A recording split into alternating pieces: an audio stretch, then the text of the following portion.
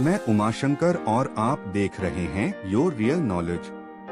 प्रधानमंत्री नरेंद्र मोदी की अमेरिका की आधिकारिक यात्रा से पहले ये सवाल बार बार उठ रहा था कि क्या अमेरिकी सरकार या राष्ट्रपति बिडेन मोदी से भारत में अभिव्यक्ति की प्रबलता, अल्पसंख्यकों की सुरक्षा, लोकतंत्र में गिरावट और मुसलमानों से जुड़े मुद्दों पर अमेरिकी दावे का जिक्र करेंगे।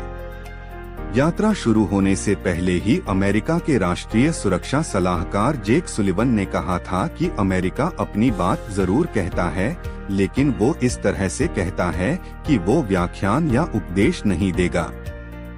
साथ ही उन्होंने कहा कि अमेरिका ये दावा नहीं करना चाहता कि उनके सामने कोई वोट नहीं है।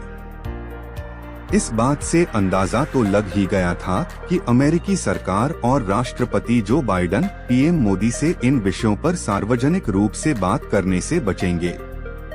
हालांकि यह सार्वजनिक रूप से उभर कर सामने आया जब गुरुवार को अमेरिकी मीडिया ने प्रधानमंत्री नरेंद्र मोदी से पूछा कि उनकी सरकार मुसलमानों और अन्य अल्पसंख्यकों की रक्षा के लिए और अभिव्यक्ति की ताकत की रक्षा के लिए क्या कदम उठाएगी।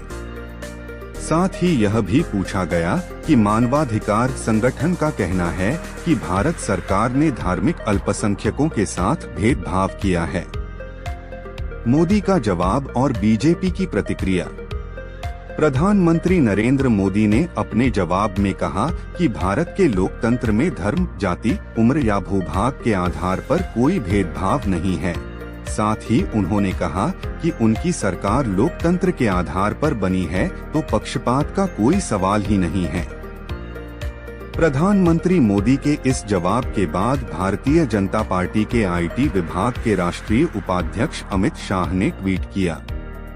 प्रधानमंत्री मोदी ने लड़कियों और अन्य अल्पसंख्यकों के अधिकारों की रक्षा के लिए कदम उठाने की मांग की है। आपके उत्तर में उन्होंने बांग्ला या किसी अन्य संप्रदाय के बारे में संविधान योग्यता के आधार पर सरकारी दस्तावेजों तक पहुंच और जाति, पंथ, धर्म या भूगोल के आधार पर कोई भेदभाव नहीं होने की बात कही है।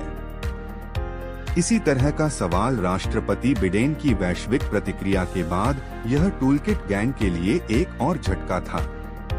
समय समय पर अमेरिकी सरकार के शीर्ष अधिकारी और अमेरिकी संस्थान भारत में लोकतंत्र में गिरावट के समय पर अमेरिकी सरकार के अधिकारी और अमेरिकी संस्थान भारत में लोकतंत्र में गिरावट के ऊपर बयान और शीर्ष सोसाइट जारी कर रहे हैं। तो ये सवाल उठना लाजिमी है कि अलग अलग समूहों में शामिल लोगों को उठाने वाली अमेरिकी सरकार ऐसे महत्वपूर्ण दौरे के दौरान सार्वजनिक तौर पर इन मुद्दों पर बात करने से क्यों बचती रही।